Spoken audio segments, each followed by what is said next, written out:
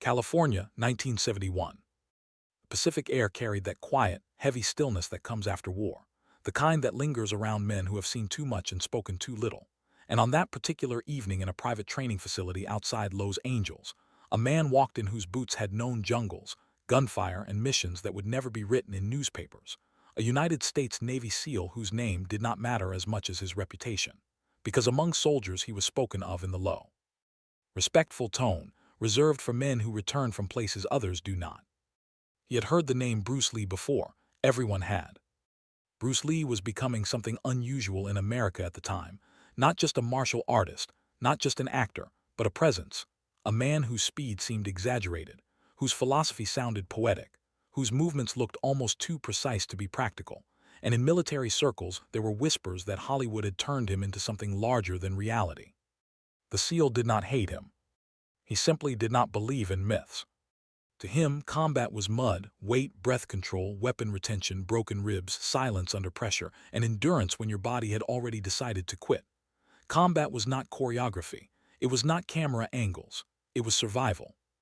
And so when someone mentioned that Bruce Lee trained nearby, and that civilians called him the most dangerous man alive, something inside the soldier shifted.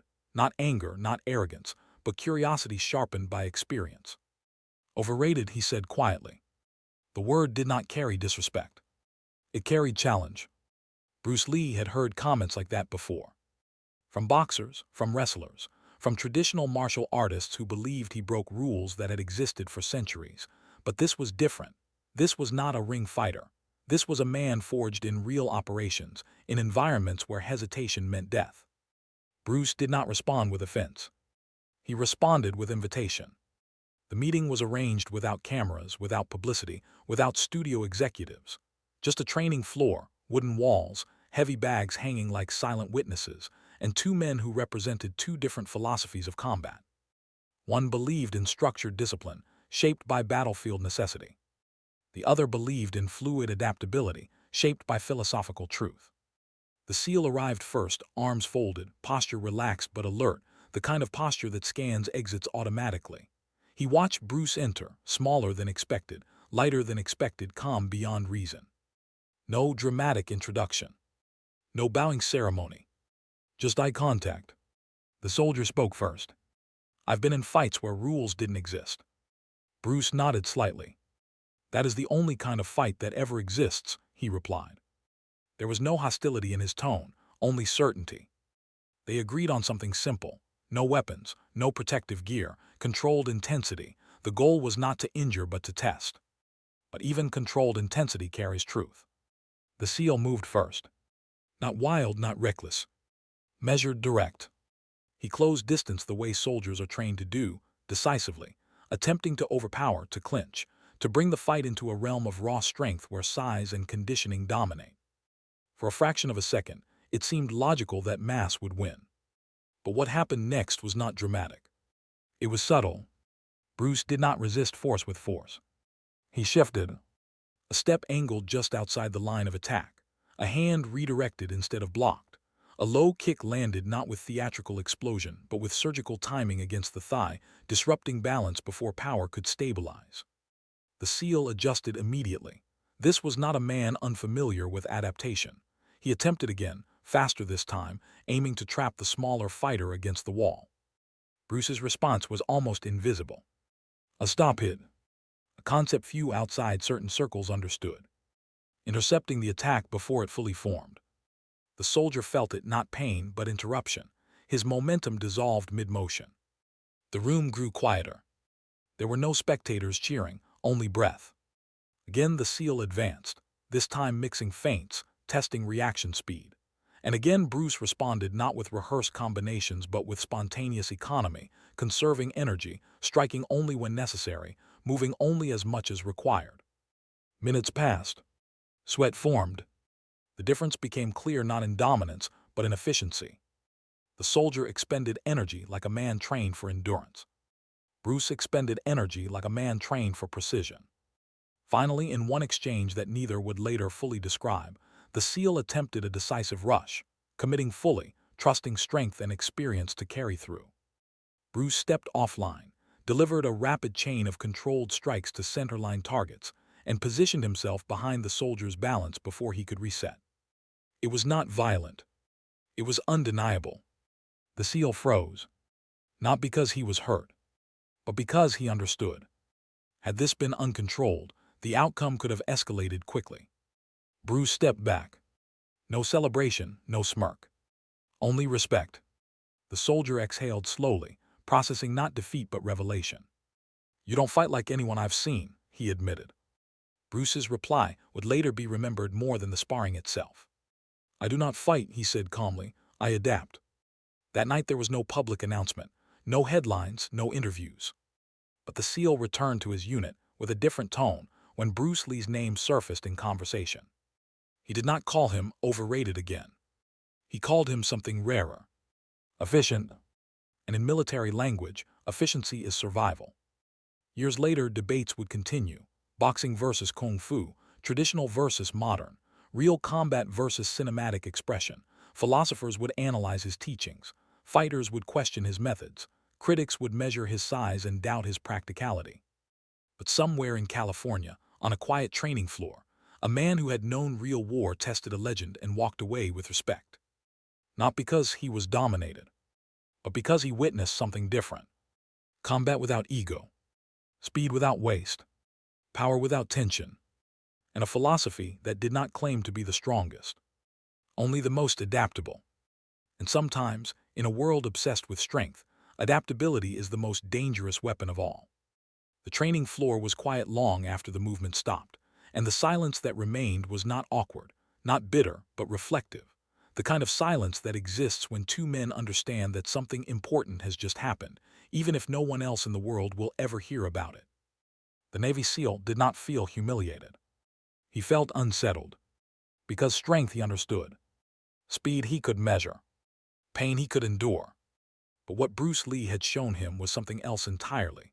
Something that did not rely on domination or intimidation. Something that felt almost invisible until it was too late to counter. Bruce wiped his hands slowly with a towel, his breathing already steady again, as if the exchange had required less from his body than from his awareness.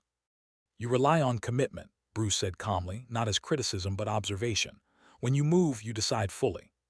"That's how you survive," the SEAL replied. "Yes," Bruce nodded, "but survival also belongs to the one who does not commit too early." The soldier considered that. On the battlefield, hesitation kills. But overcommitment exposes. It was a thin line.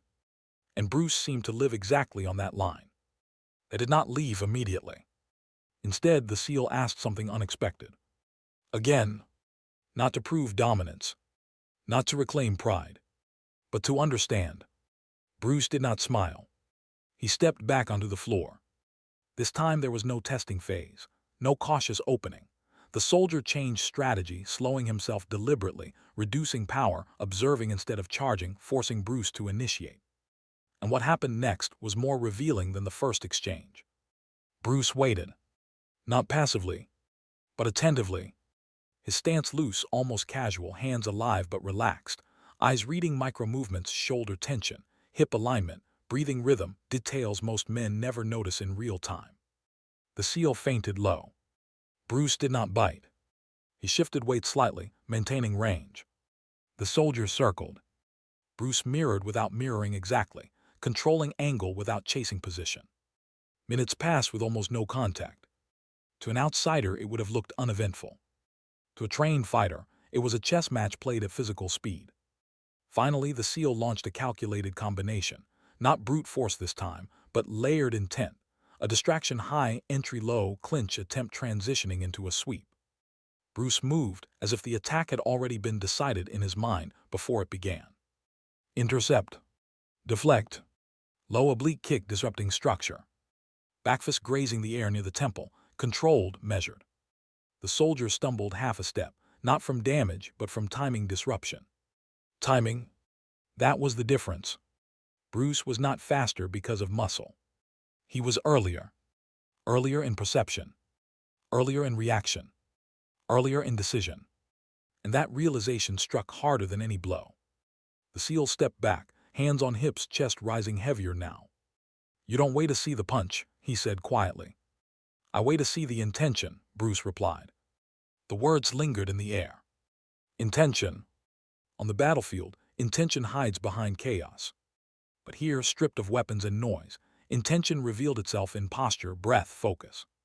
Bruce had trained himself not only to fight the body, but to read the mind before the body committed. And that was what unsettled the soldier most. Because physical strength can be matched. Endurance can be built. But awareness at that level required something deeper. Years of obsession. Philosophy turned into instinct. They sat afterward on the wooden floor, backs against the wall, not as opponents but as professionals sharing space. The SEAL asked about Jeet Kune Do.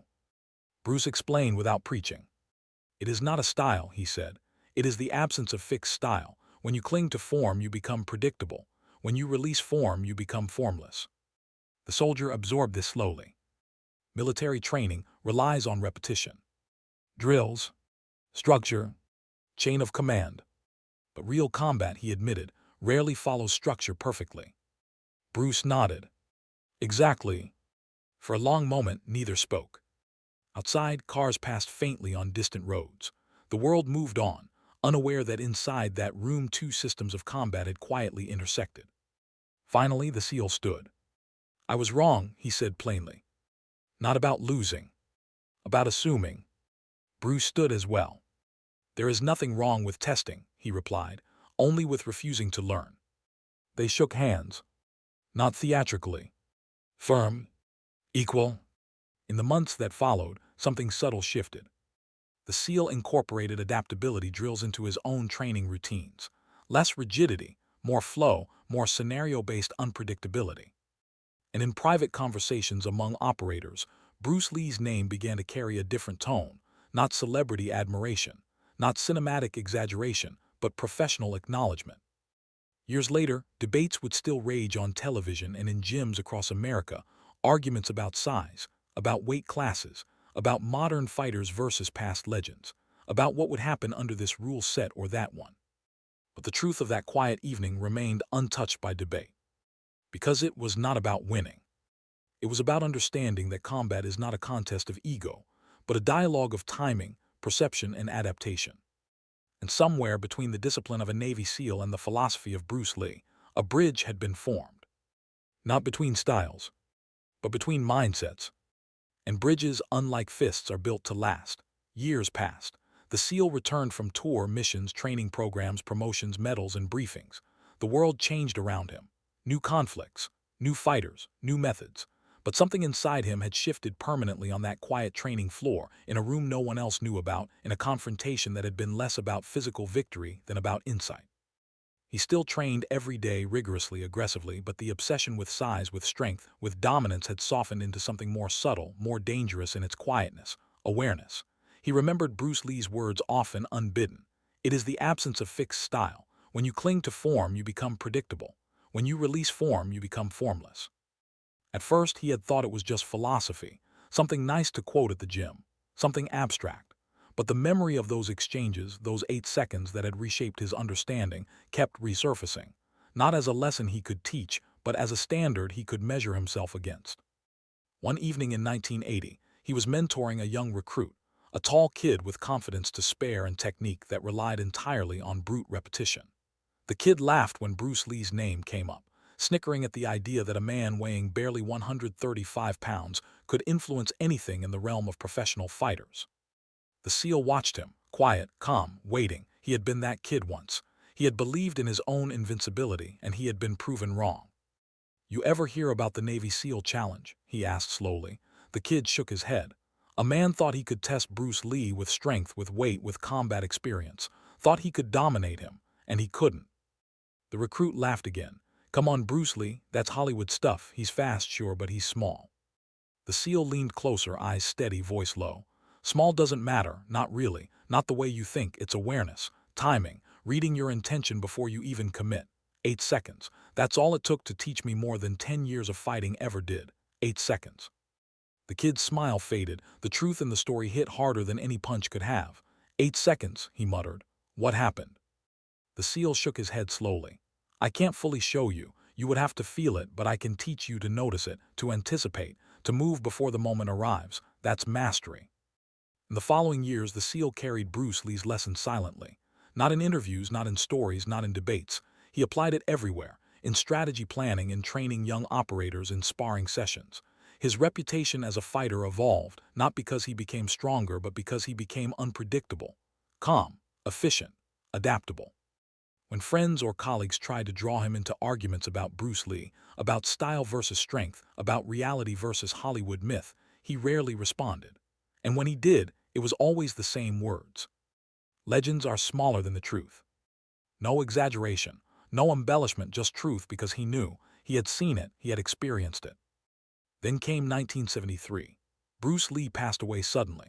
Heart failure, brain edema, whatever the medical reports said. But the SEAL didn't focus on death. He focused on what had been given to him in life, not a fight, not a humiliation, not a story to tell, but a vision of what combat could be.